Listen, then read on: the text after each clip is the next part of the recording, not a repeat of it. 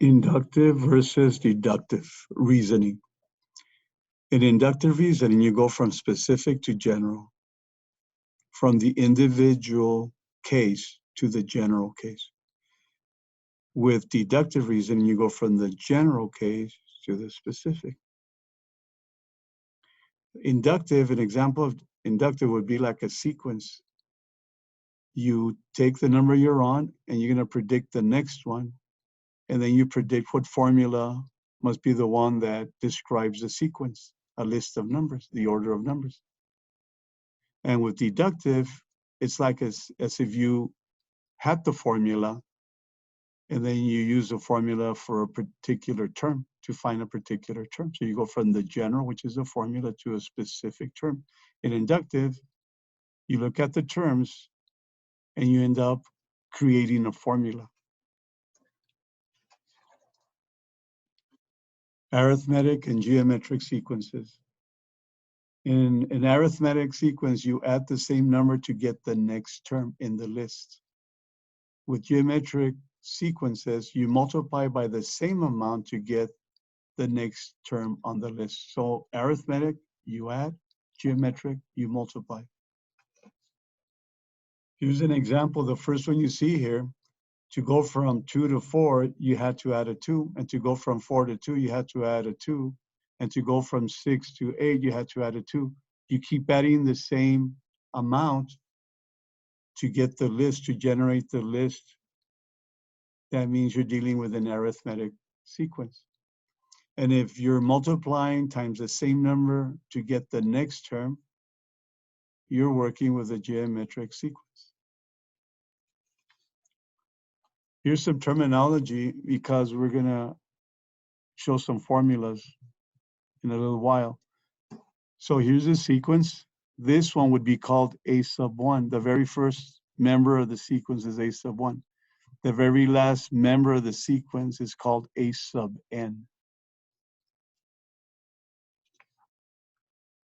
So here are the two formulas, the arithmetic sequence formula and the geometric sequence formula. These formulas can find a term for you in a list. If you know ahead of time if it's arithmetic or geometric, these formulas will find a term on those lists, on those sequences. Just need to provide some information. You need to identify the first term, the arithmetic difference, and the n, who's acting like the n. Or for the geometric, you need to identify the first term also, but instead of a D, you're gonna use an R, and the R represents geometric ratio, and then the n. So suppose you take this sequence, find the equation that describes the sequence. So identify, this is arithmetic. Notice it's arithmetic. We're adding the same number over and over to get the next term. So my first term of this sequence is 2. So the 2 is going to go here. The D is the number you keep adding over and over. D equals 2. That one's going to go here. So this guy is the A sub 1, and this one is a D. Right here, you distribute the 2. This is what you get, 2n minus 2. This 2 was there already. 2 minus 2 is 0. So ultimately, here is the formula that describes this sequence. With this formula, just plug in the n. The n represents the position of the term you're looking for, and it'll tell you what it is. Find the equation for this sequence. This one's the geometric sequence, since we're multiplying by the same number each time to get the next term. Here's the formula. So the first term of this sequence, A sub 1, is 1. So you put the 1 for the A sub 1. And the R is a number you keep multiplying over and over. R equals 3. Now plug them into the formula. And this is what you get. This is the formula that describes this geometric sequence. If you plug in a certain n, that means you're looking for a certain position in the sequence. It'll tell you who's occupying that position.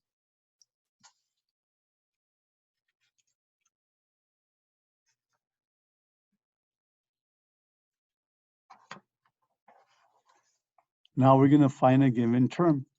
If you want to find the 9th term in this sequence first, determine what type of sequence this is. This is a what?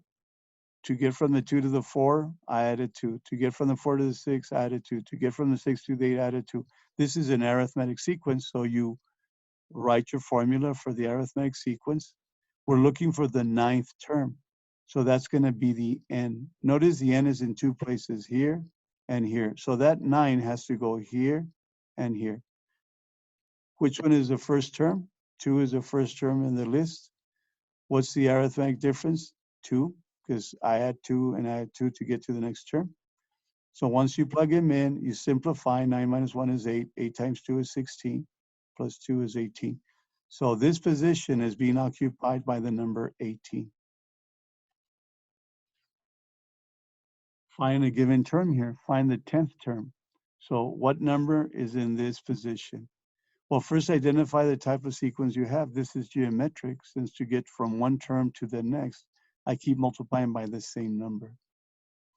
So here's the formula for the geometric sequence. Identify a sub 1, which is the first term in the sequence. Put it in its place, in the place of a sub 1. And then R is 3. Since I'm using a 3, multiplying by 3 each time to get the next term, that takes the position of the R. Simplify, that's 10 minus 1 is 9. 3 to the 9th, use a calculator. So the 10th term in this sequence is this one, 19,683.